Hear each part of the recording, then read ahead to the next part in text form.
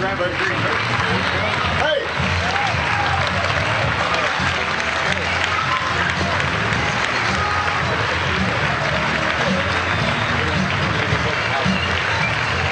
Thank you. Thank you, everybody. Thank you. Thank you. Thank you, Bulldogs. Hey. I'm happy to give all of you some time out of class. I know that's why you're cheering. What I want to now do is open it up for questions and comments from the audience.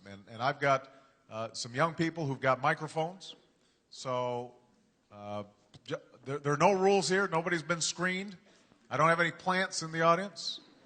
The only thing I ask is that you raise your hand. If you're physically able, you stand up, you introduce yourself, and the only other rule is I'm the only one who's allowed to make a speech. Well, I know that most of us students here, juniors and seniors, are really more looking towards extended education post-high school, right, and the skyrocketing costs of tuition to attend college. And I was sort of wondering how you're going to help make anyone who wants to extend their education available to the masses, rich or poor. It's a great question.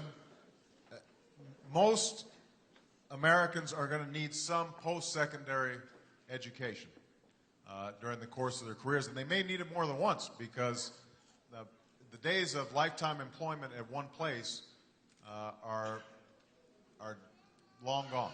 Most people are going to go through 4, 5, 7 jobs during the course of their career, and they're going to shift from one occupation to the other. So we've got to make community colleges, four-year universities, postgraduate degrees more affordable. One way of doing it that really gets under my skin, I'm really annoyed about this, is the fact that our student loan programs, half of them go directly from the government to the student. And they run perfectly well and are managed perfectly well. The other half of all federal loans go through banks or financial agencies. And the only reason they go through banks and financial agencies is because banks and financial agencies have lobbied for them to go through banks and financial agencies. And they make $2 billion a year in profits on student loans. Now, I've got nothing against banks, but I think banks should be making money on something other than off the backs of students who are trying to go to college. So what I've said is, let's eliminate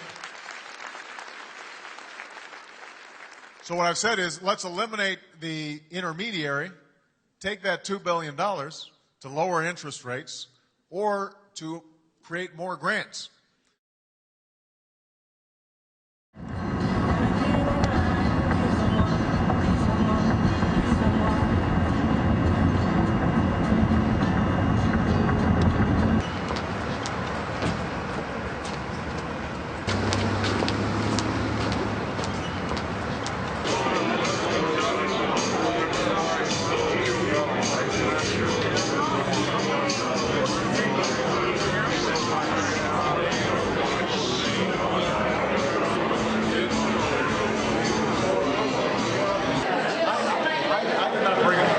Just in case you're thinking. Okay, we will blame it.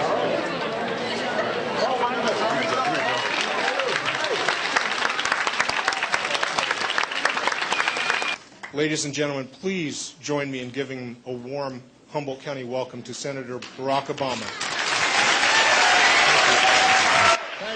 Thank you guys, thank you. Thank you for this wonderful turnout in Humboldt County. I am so grateful to all of you. I want to thank the VFW and all the veterans who are here.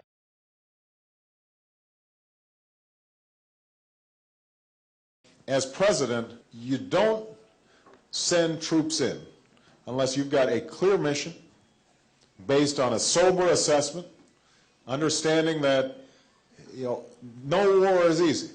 And one of the reasons I opposed this war was when people started saying, you know what, we're going to be going in there and greeted like liberators, and we only need a couple 100,000 troops, and gave me a sense of people not thinking through the consequences of war and the cost of war.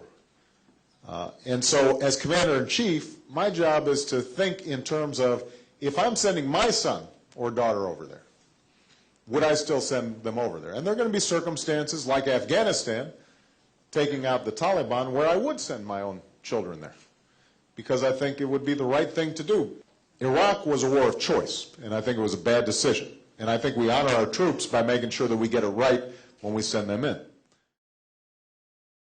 Dodge is 19, Dakota City is 2 miles to the left.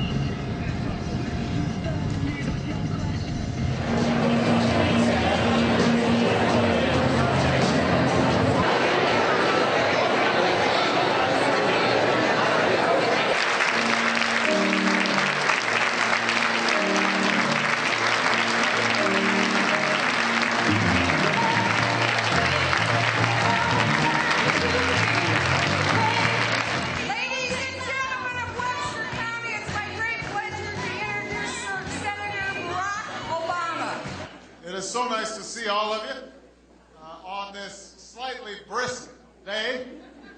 I thought spring was supposed to be here by now, but it hasn't sprung yet, although I'm from Chicago, so I'm accustomed to this kind of weather. Our attitude is spring doesn't come until May 15th.